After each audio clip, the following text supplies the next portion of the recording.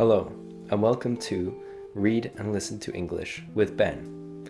Today, we will be reading the first chapter of the fourth story from Olly Richards' book, Short Stories in English. It's called The Watch. Hope you enjoy.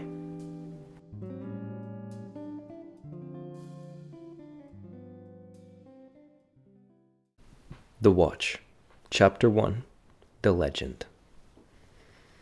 Carl was a watchmaker. He was in his 40s and single. His parents lived in London. He lived by the sea in the southwest of England. He lived alone in a small house on a quiet street in Penzance. Carl was a tall, thin man, but he was very strong. He had his own workshop. He fixed watches. He made his own high-quality watches. He often did other jobs as well. Carl worked very long hours. He usually worked late. His workshop was near Eastern Green Beach. At the end of the day, he often went to the beach to stretch his legs. One night, Carl met an old friend on his walk. Her name was Susan. "Carl, how are you?" she said. "Hi, Susan. What are you doing here?" "I'm walking, just like you," Susan laughed. "I see. Well, let's walk together then." Carl and Susan walked for a long time. They talked about many things. They talked about their jobs and their families. They talked about everything in general. As they walked, Susan asked, "How's your job? Are you working a lot?" "Yes, I have a lot of work. I'm very happy." "Good for you, Carl." Susan was a security guard. She watched the boats near the beach. She told Carl she liked her job. She saw many interesting things on the beach. In fact, she had found something just today. "Carl," began Susan, "I was actually hoping to see you." "Really?" replied Carl. "Yes, I've found something, and I don't know what to do with it." "What have you found, Susan?" Susan took out a watch. It looked very old. It was very good quality. "Can you tell me what kind of watch this is?" she asked. "Let me have a look," Carl said. Carl took the watch in his hand. He looked at it closely. "I have no idea what kind it is," he said at last. Susan was surprised. "Don't you know anything about it?" "Well, I know it's a watch, but it's very old. I'm just not sure." He paused and looked at her. "Do you have to go to work right now, Susan?" "No, I'm finished for the day. Let's go to my workshop. I have some books that might help us." Carl and Susan went to Carl's workshop. The workshop was very old. Inside the workshop, there were many tools and watches. It was all part of Carl's job. Susan had never been to the workshop. She thought it was very interesting. "Wow," she said. "There's a lot of stuff in here." "Yes, I have a lot of work. I like what I do." "That's good, Carl." Carl told Susan to follow him. She put down the watch and walked into another room. There was a lot of books. They were very large and very old. It was impossible to read many of the names. "What are we doing here?" Susan asked. "We're looking for information," answered Carl. "Information about what?" "About what kind of watch this is.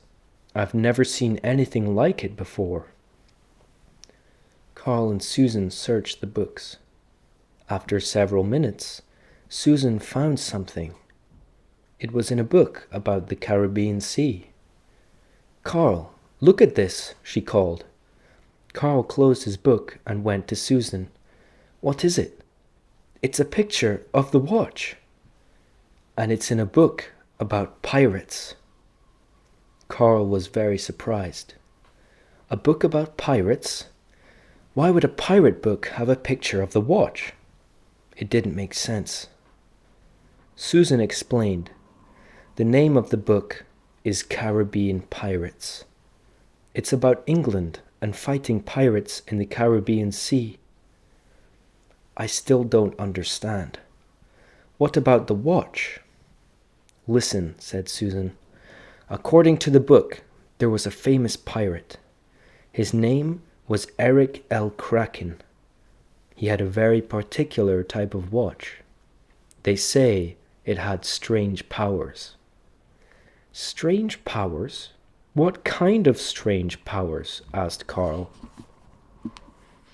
People said that L. Kraken could travel through time. Susan turned the page and continued. It says that the watch helped him time travel. Carl laughed and said, That's just a legend. A pirate who traveled through time and with a watch? That can't be true, Carl laughed. Just then, there was a noise in the workshop. What was that? Asked Carl. I don't know, replied Susan. Let's go and see. The two friends went back into the workshop. They looked around. The watch was gone. Somebody has stolen the watch, Carl cried. See, that watch is special. It's not a normal watch, said Susan. Then Carl noticed something else. The door to the workshop was open. Suddenly, he heard footsteps outside. Somebody was running down the street. Carl looked at Susan and started to run. Let's go, he called back. Carl and Susan ran out of the workshop. They went towards the beach. When they reached it, Carl looked down. There were footprints in the sand. Very deep and large footprints, like those of a very stout man. Suddenly, Susan stopped. She pointed to a large man in black. He was running down the beach. Look, Carl, there he is, she shouted. Carl ran after the man and shouted, Hey, stop! Stop right now! The man ignored him and kept running. Again, Carl demanded, Stop! Stop right now! The man continued to ignore Carl, so Carl ran even faster. At last, he caught up with the man. Carl pushed him and they both fell over onto the sand. The man shouted loudly, You shall let me go. I have done nothing to you. This is my watch. Carl stood up. He took a moment to look at the man. He was quite a character. His clothes were not modern. They were very old-fashioned. They were in a style worn hundreds of years ago. He also had a strange hairstyle. It was one from long ago. Carl and Susan watched the man. He slowly got up. He cleaned the sand from his clothes. He had the watch in his right hand. He looked at them suspiciously. What do you want? Why are you looking at me like that? He demanded. The stout man spoke with a very unusual accent. His English sounded very strange. Carl looked at him and said, You stole my watch. You came into my workshop and took it. No, said the stout man. You stole it from me. I have only taken it back. It is mine. Carl and Susan looked at each other. Finally, Susan asked the stout man, Who are you? I'm Eric L. Kraken. Now please excuse me. I must go back to the 17th century. Hope you enjoyed that chapter. If you did, please leave a like, subscribe, let me know what you think in the comments, and if there's any words that you don't understand. please let me know, and I'll try my best to help you understand what they mean. Otherwise, have a nice week, and we'll see you for chapter 2 in the next video. Bye bye.